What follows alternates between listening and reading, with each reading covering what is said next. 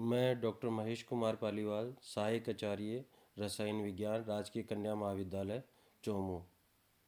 बच्चों, मैंने जैसा आपको बताया था कि बीएससी पार्ट थर्ड के जो क्वांटम मैकेनिक्स चैप्टर स्टार्ट कर रखा है, उसमें अपन आज की क्लास में पिछली बार जो हमने पढ़ा था वो हाइड्रोजन का जो बोहर मॉडल पढ़ा था और कॉम्पटन प्रभाव का जो है वो एक्सपेरिमेंटल डेरिवेशन पढ़ा था। उसके बाद आज जो अपन पढ़ रहे हैं वो प्रकाश की तरंग वर्ग कण के रूप में जो द्वैत प्रकृति है उसके बारे में, और डी ब्रोगली परिकल्पना डेविसन जर्मर प्रयोग द्वारा डी ब्रोगली जो समीकरण है उसका सत्यापन करना, तो तथा हाइजेनबर्ग के अनसर्टेनिटी प्रिंसिपल के बारे में पढ़ेंगे। तो अपन आज बात करते हैं dual nature of light as a wave and as a particle, यानी प्रकाश की तरंग और कण के रूप में द्वैत प्रकृति। प्रकाश की जो तरंगीय प्रकृति होती है उससे अपन व्यतिकरण, विवर्तन, परावर्तन और ध्रुवण जैसे प्रकार की जो फिनोमिना है या परिघटना है उनको समझा सकते हैं। उसी प्रकार से प्रकाश की जो कणीय प्रकृति के गुण होते हैं उसके द्वारा हम प्रकाश का विद्युत प्रभाव, कॉम्पटन प्रभाव, रमन प्रभाव, उत्सर्जन और अवशोषण स्पेक्ट्रम जो है उसके बारे में बता सकते हैं। इस प्रकार प्रकाश की सभी घटनाओं को समझने के लिए हमें फोटोन सिद्धांत यानी कणीय और तरंगीय सिद्धांत दोनों की आवश्यकता होती है। यानी कि हम पूर्ण रूप से किसी के बारे में अगर सभी घटनाओं को समझना चाहते हैं तो हमारे को particle as well as wave nature को कंसिडर करना पड़ेगा। दोनों को एक दूसरे के दोनों ही जो हैं गुण हैं उनको मानना पड़ेगा। कभी किसी गुण द्वारा किसी घटना को समझाया जा सकता है और कभी किसी गुण द्वारा किसी घटना को समझाया जा सकता है। वस्तुतः कणीय व तरंगीय गुण एक दूसरे के पूरक होते हैं, कॉम्प्लीमेंट्री होते हैं। समय के साथ किसी भी बिंदु पर कोई कण कणीय तथा तरंगीय गुणों को एक साथ नहीं दर्शाएगा, न तो कभी वह एक समय पर दोनों गुणों को नहीं प्रदर्शित करता। वह कभी कणीय गुण को प्रदर्शित करता है, कभी वह तरंगीय गुण को प्रदर्शित करता है। ठीक है। अब डी ब्रोगली की जो परिकल्पना है, डी ब्रोगली हाइपोथेसिस है, उसके बारे में पढ़ते हैं। प्रकाश की तरह उचित अवस्था में सूक्ष्म द्रव्य particle macro micro matter particle पदार्थ के जो कण हैं, सूक्ष्म द्रव्य, यहाँ ध्यान रखिए द्रव्य का मतलब मैटर है न कि लिक्विड। तो प्रकाश की तरह उचित अवस्था में सूक्ष्म द्रव्य कण पदार्थ के कण मैटर पार्टिकल जैसे प्रोटॉन है, इलेक्ट्रॉन है, न्यूट्रॉन है आदि भी तरंग की भांति व्यवहार करते हैं। अतः द्वैत प्रकृति न केवल प्रकाश में होती है वर्ण सूक्ष्म द्रव्य कणों यानी कि माइक्रो मैटर पार्टिकल में भी होती है। इस प्रकार जो तरंगे द्रव्य कणों से संबंध होती हैं यानी मैटर पार्टिकलों से संबंधित होती हैं उन्हें द्रव्य तरंगे मैटर वेव्स या फिर डी ब्रोगली वेव्स कहते हैं। बात समझ में आई? यदि विकिरण की प्रकृति तरंगीय मानी जाए तो उसके साथ तरंगदैर्ध्य, आवर्ती और अवस्था जैसे गुण संलग्न होते हैं। अतः प्लैंक्स इक्वेशन द्वारा E = hν होगा। यदि विकिरण की प्रकृति कणीय मानी जाए तो संवेग जैसे गुण संलग्न होंगे। अतः आइंस्टाइन इक्वेशन द्वारा अपन ये कह सकते हैं E = mc²। अब देखिए दोनों जो समीकरण है 1 व 2 में हमारे पास E की वैल्यू एक में hν है और E की वैल्यू एक में mc² है। तो अपन लिख सकते हैं इन इक्वेशन 1 व 2 दोनों समीकरणों से कि hν = mc²। और आप जानते हो ν होता है c/λ, तो हमारे पास आ जाएगा hc/λ = mc²। अब एक c से c कट जाएगा तो h/λ हो जाएगा, h/λ = mc हो जाएगा। अगर अपन लैम्डा बराबर लिख सकते हैं h/mc और mc जो होता है वो संवेग के बराबर होता है, p के बराबर होता है। तो हमारे पास आ जाएगा lambda is equal to H upon p, और यही डी ब्रॉगली इक्वेशन है। ठीक है, और अपन लिख सकते हैं p is equal to H upon lambda, यानी संवेग जो है वो तरंग दैर्ध्य के व्युत्क्रमानुपाती होता है। अर्थात किसी गतिमान कण का संवेग उसके तरंग दैर्ध्य के व्युत्क्रमानुपाती होता है। अर्थात कण का द्रव्यमान संहति और वेग जितना होगा उससे संबंध तरंग दैर्ध्य का मान उतना ही कम होगा। संवेग जो होता है वो p होता है और वो लैम्डा के व्युत्क्रमानुपाती है, और p इज इक्वल टू होता है एम वी, यानी कि m बढ़ेगा तो लैम्डा घटेगा, या फिर v बढ़ेगा तो लैम्डा घटेगा। इसका मतलब ये हुआ यदि द्रव्यमान और वेग बढ़ता है तो हमेशा तरंग दैर्ध्य का मान कम होता है। अब अपन डी ब्रॉगली जो समीकरण है उसका सत्यापन करेंगे। उस सत्यापन का मतलब ये हुआ कि यदि हम वेग बढ़ाते, यदि उसका कण का द्रव्यमान या संहति बढ़ती है या वेग बढ़ता है तो उसका जो है तरंग दैर्ध्य कम होना चाहिए, उसकी लैम्डा कम होनी चाहिए। और ये जो सत्यापन है वो डेविसन और जर्मर के प्रयोग द्वारा हम कर सकते हैं। डेविसन और जर्मर का प्रयोग क्या है अपन देखते हैं नेक्स्ट। तो डेविसन और जर्मर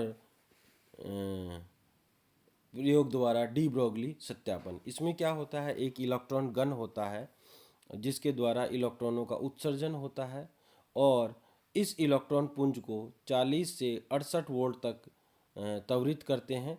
और त्वरित जो इलेक्ट्रॉन होते हैं स्लेट की सहायता से डायरेक्शन देके त्वरित इलेक्ट्रॉनों को एक निकल क्रिस्टल पे डालते हैं। निकल क्रिस्टल के आगे अपन एक स्केल वाला जो है स्केल लगा देते हैं और आयनाइजेशन चैम्बर लगा देते हैं, जो कि डिटेक्टर की सहायता से लगाते हैं। डिटेक्टर वो है जो उस कितने इलेक्ट्रॉन आए, कितनी विकिरण आई, उनका डिटेक्शन करता है, और उसके आगे गैल्वेनोमीटर लगा देते हैं। गैल्वेनोमीटर इस बात को बताता है कि हमारे पास जो है इलेक्ट्रॉनों की मात्रा कितनी है, क्योंकि ये डिफ्लेक्शन जो है बताता है वो उसके समानुपाती होगा। तो देखिए हम बात करते हैं विवर्तित जो विकिरणों की दिशा, यहाँ से जो विकिरण विवर्तित हुए, सॉरी इलेक्ट्रॉन जो विवर्तित हुए, इलेक्ट्रॉन यहाँ आया और निकल क्रिस्टल पर गिरने के बाद जो विवर्तित होता है, विवर्तित इलेक्ट्रॉनों की दिशा को इलेक्ट्रॉन डिटेक्टर की सहायता से ज्ञात कर लेते हैं और उस स्थिति को गोलीय स्केल पे पढ़ लेते हैं। ये वाला जो स्केल है वो गोलीय स्केल है और उस पर पढ़ लेते हैं। अलग अलग कोण पर डिटेक्टर की सहायता से तरंग की तीव्रता को माप लेते हैं, उसकी इंटेंसिटी को माप लेते हैं। इस प्रकार हमारे को एक डिफ्रैक्शन पैटर्न प्राप्त होता है, और वह जो डिफ्रैक्शन पैटर्न होता है वह एक्सरे पैटर्न जैसा ही होता है, जैसा अपन सॉलिड स्टेट में अपन प्राप्त करते हैं कि जो इंटेंसिटी के हिसाब से हमारे को स्पॉट मिलता है फोटोग्राफिक प्लेट पर। उस फोटोग्राफिक प्लेट पर जितना ज़्यादा स्पॉट होगा या उसकी इंटेंसिटी जितनी ज़्यादा होगी वैसा ही वो स्पॉट का क्रिएशन करेगा। तो हम यहाँ पर भी वैसा ही हम जो तीव्रता के जो है उस जो पैटर्न प्राप्त होता है उसके हिसाब से अपन तीव्रता को माप लेते हैं। ठीक है, और इससे स्पष्ट है कि सूक्ष्म कण जैसे इलेक्ट्रॉन की तरंगीय प्रकृति भी होती है, क्योंकि विवर्तन जो है वो तरंगी ये गुण है न कि कण। इसका मतलब ये हुआ कि जो हमारे को डिफ्रैक्शन पैटर्न प्राप्त होता है वह तरंगीय प्रकृति को शो करता है, अदरवाइज तो हमारे को डिफ्रैक्शन पैटर्न प्राप्त नहीं होता। इस प्रकार इलेक्ट्रॉनों को यदि 54 वोल्ट से त्वरित करते हैं तो 50 डिग्री के कोण पर विवर्तित होता है। इस अवस्था में लैम्डा का मान डी ब्रोगली इक्वेशन से प्राप्त मान यानी कि 1.6 एंगस्ट्रम के बराबर से प्राप्त मान 1.66 एंगस्ट्रम के बराबर होता है। यानी कि डी ब्रोगली इक्वेशन से प्राप्त मान जो है वो 1.6 एंगस्ट्रम प्राप्त होता है, जबकि ब्रैग्स इक्वेशन यानी n lambda is equal to 2d sine theta से हमारे को जो लैम्डा का मान प्राप्त होता है वो 1.66 एंगस्ट्रम प्राप्त होता है। इसका मतलब हमारे को जो डी ब्रोगली इक्वेशन से मान लैम्डा का प्राप्त हुआ वही मान जो है वो ब्रैग्स इक्वेशन से प्राप्त होता है, इसका मतलब हमारा जो डी ब्रोगली इक्वेशन है वो सही है। तो हम अगर इसका वेरिफिकेशन, क्रॉस वेरिफिकेशन कर लेते हैं तो वह उस बात को सत्यापित करता है। अतः ये विधि डी ब्रोगलीज समीकरण का पूर्ण रूप से समर्थन करती है। इस प्रकार से हम डेविशन और जर्मर प्रयोग द्वारा डी ब्रोगली समीकरण का सत्यापन कर सकते हैं। अब अपन नेक्स्ट बात करते हैं हाइजेनबर्ग के अनिश्चितता का सिद्धांत, हाइजेनबर्ग अनसर्टेनिटी प्रिंसिपल। ये क्या है? किसी भी विशेष क्षण पर कण की स्थिति व संवेग का एक साथ यथार्थता से निर्धारण करना, ज्ञात करना असंभव है और इसे ही हाइजेनबर्ग अनसर्टेनिटी प्रिंसिपल कहते हैं। हाइजेनबर्ग ये कहता है कि किसी भी क्षण जो है, किसी भी कण की जो है, या तो स्थिति को यथार्थता से निर्धारण कर सकते हैं या उसके संवेग को यथार्थता से निर्धारण कर सकते हैं। संवेग और स्थिति को एक साथ ज्ञात करना बहुत मुश्किल है या ज्ञात करना असंभव है। देखिए, इस उसका गणितीय रूप है delta x into delta P is equal to h, जहाँ पर डेल्टा एक्स है वो स्थिति की अनिश्चितता है, यानी कि तरंगीय गुण की अनिश्चितता है, और डेल्टा पी जो है वो संवेग की अनिश्चितता है, यानी कि कणीय गुण की अनिश्चितता है। और अपन इसको ऐसे भी लिख सकते हैं, delta x into delta P is greater than और equal to H upon 4 pi. Heisenberg का अनसर्टेनिटी प्रिंसिपल जो है वो स्थूल कण बड़े कणों यानी मैक्रोमोलिक्यूल पर लागू नहीं होता, क्योंकि स्थूल कणों के द्रव्यमान अधिक होने के कारण अनिश्चितता का मान यानी अनसर्टेनिटी का मान जो है वो नेग्लिजिबल हो जाएगा। या यूँ कहिए, अपन ये कहें कि इस डेल्टा पी की जगह अगर अपन एम वी रख दें, तो क्योंकि पार्टिकल की जो मास तो चेंज नहीं होता, वेलोसिटी चेंज होती है, तो अपन लिख सकते हैं delta x into m into delta we is greater than और equal to H upon 4 pi, जो समीकरण 2 में बताया गया है। अगर अपन एम को नीचे ले जाएं तो हमारे पास हो जाएगा delta x into delta we is greater than और equal to H upon 4 pi M. अब देखो, एम का मान अगर बढ़ता है तो एच अपॉन 4 पाई एम का मान बहुत कम हो जाता है, और अगर इसका मान कम होगा तो इसका मतलब अनिश्चितता का मान जो है वो नेग्लिजिबल हो जाएगा, और हाइजेनबर्ग के अनसर्टेनिटी जो प्रिंसिपल है उसकी इंपॉर्टेंस खत्म हो जाएगी, यानी कि वह लागू नहीं होगा। अतः जो मैक्रोमोलिक्यूल होता है, यानी कि जिसका मास ज़्यादा होता है, यानी कि जिसका साइज ज़्यादा होता है, या जो बड़े कण होते हैं, उन पे हाइजेनबर्ग का अनसर्टेनिटी प्रिंसिपल लागू नहीं होता। इक्वेशन 3 के में एच अपॉन एम का मान बहुत कम है, क्योंकि एम का मान बहुत अधिक है। अतः एच अपॉन 4 पाई एम का मान बहुत कम हो जाएगा, अर्थात अनिश्चितता का मान बहुत कम हो जाएगा, क्योंकि अनिश्चितता डेल्टा एक्स और डेल्टा वी का मान एच अपॉन 4 पाई एम के बराबर या अधिक होता है। इसका दूसरा रूप भी है delta E into delta t is greater than और इक्वल टू एच अपॉन 4 पाई, जहाँ डेल्टा ई ऊर्जा की अनिश्चितता है, डेल्टा टी जो है वो समय की अनिश्चितता है। अब अनिश्चितता के सिद्धांत की जो व्युत्पत्ति कैसे करते हैं, derivation of uncertainty principle, Heisenberg के अनिश्चितता का जो सिद्धांत है उसका डेरिवेशन कैसे करते हैं। माना हमारे पास ये इलेक्ट्रॉन पार्टिकल है किसी मैटर में, और इस पर एक फोटोन गिरता है। फोटोन जो गिरता है वह उसका विवर्तन होता है, डिफ्रैक्शन होता है, और वह माना पी व क्यू के बीच में से डिफ्रैक्ट होता है, और इसके आगे माइक्रोस्कोप लगा देते हैं जिससे डिटेक्ट करते हैं कि इस दोनों की स्थिति के बीच में से इलेक्ट्रॉन का विवर्तन होता है, और हम ये एक्स किरण सूक्ष्मदर्शी द्वारा इसको देख सकते हैं। माना कि एक इलेक्ट्रॉन किसी बिंदु ओ पर स्थित है, ये ओ बिंदु है, यहाँ पर इलेक्ट्रॉन स्थित है। इस स्थिति का निर्धारण एक्सरे या फिर गामा रे माइक्रोस्कोप से करते हैं। इस माइक्रोस्कोप से स्थिति की अनिश्चितता यानी डेल्टा एक्स निम्न प्राप्त होती है। Delta x is equal to हमारे को एच अपॉन 2 sin अल्फा के बराबर होगा, जहाँ पर डेल्टा एक्स जो है वो दो बिंदुओं के बीच न्यूनतम दूरी है जिसका विभेदन माइक्रोस्कोप द्वारा किया जाता है। अतः यह एक्स एक्सिस की दिशा में इलेक्ट्रॉन की स्थिति की मापने में अनिश्चितता को भी प्रदर्शित करता है। लैम्डा फोटोन की तरंग दैर्ध्य है। अल्फा जो है वह कोण है जिससे फोटोन सूक्ष्मदर्शी में प्रवेश करता है। माना इंसिडेंट फोटोन जो इंसिडेंट फोटोन आया है वो इलेक्ट्रॉन से टकराकर ओपी व ओक्यू के बीच में से माइक्रोस्कोप में प्रवेश करता है। इलेक्ट्रॉन से टकराने के बाद जो है वह फोटोन जो आया है, इंसिडेंट फोटोन की बात कर रहा हूँ मैं, इलेक्ट्रॉन की बात नहीं कर रहा हूँ। इंसिडेंट फोटोन आया, इलेक्ट्रॉन से टकराया, वह ओ पी में जाए और ओ क्यू में जाए। ठीक है, ये फोटोन ओपी दिशा में चले तो एक्स एक्सिस पर इसका संवेग का घटक जो है वह H upon lambda sine alpha होगा जब ओपी दिशा में जाए तो। अतः टक्कर में फोटोन द्वारा इलेक्ट्रॉन को एक्स एक्सिस दिशा में दिया गया संवेग जो होगा वह निम्न होगा।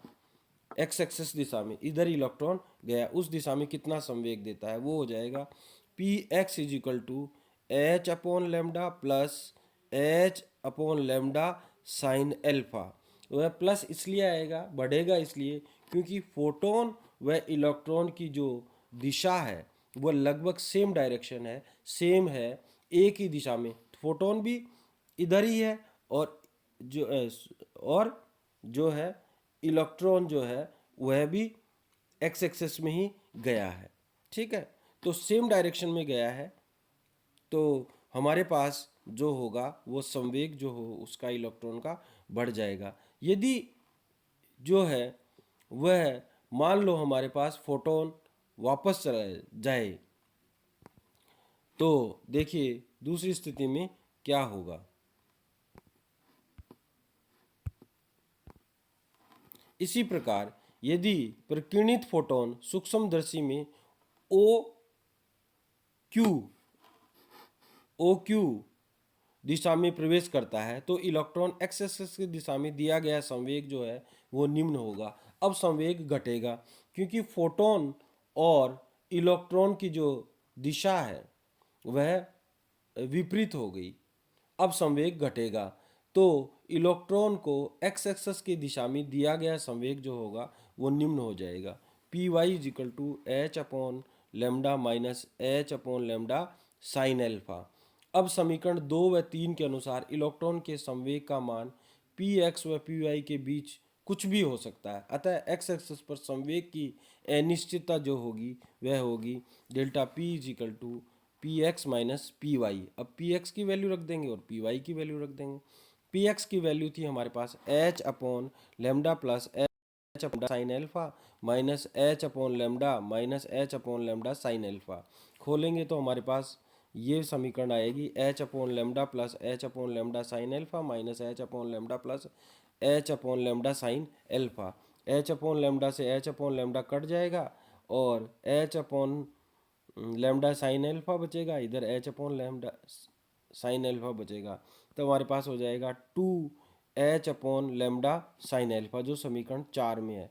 अतः समीकरण 1 व 4 से हम ये लिख सकते हैं delta x into delta P is equal to H upon 2 sine alpha into 2 h upon lambda sine alpha. अब जो कटता है उसको काट देंगे तो हमारे पास बचेगा delta x into delta P is equal to h. वास्तविक मापन में अनिश्चितता एच से अधिक होगी तो इसलिए अपन लिख देंगे delta x into delta P is greater than और इक्वल टू एच जो समीकरण 4 में। इसी प्रकार अपन जो है इसका दूसरा रूप भी प्राप्त करते हैं। यदि कण v वेग से गतिशील हो तो हमारे पास v इज इक्वल टू हो जाएगा delta x upon delta t. अतः समय की अनिश्चितता delta t is equal to हो जाएगा डेल्टा एक्स अपॉन वी। कण की गतिज ऊर्जा जो होती है वो E is equal to half m v square होती है। अपन इसको अब delta E is equal to हम लिख सकते हैं m v into delta v और इसको अपन ऐसे भी लिख सकते हैं v into m into delta we.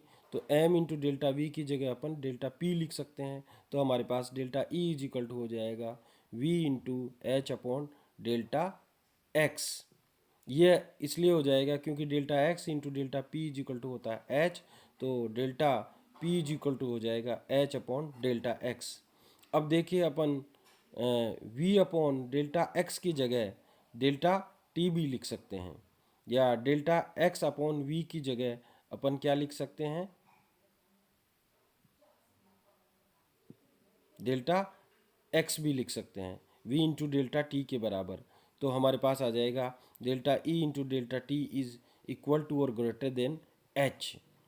परंतु गणनाओं में हम निम्न रूप लेते हैं, क्या रूप लेते हैं, delta x into delta P is greater than और equal to H upon 4 pi, अथवा delta x into delta we is greater than और equal to H upon 4 pi M. इस प्रकार से हम हाइजेनबर्ग की अनिश्चितता सिद्धांत का व्युत्पन्न कर सकते हैं। आज के लिए इतना ही, धन्यवाद। अब नेक्स्ट क्लास में अपन पढ़ेंगे क्लासिकल और साइनोसॉइडल वेव इक्वेशन। धन्यवाद।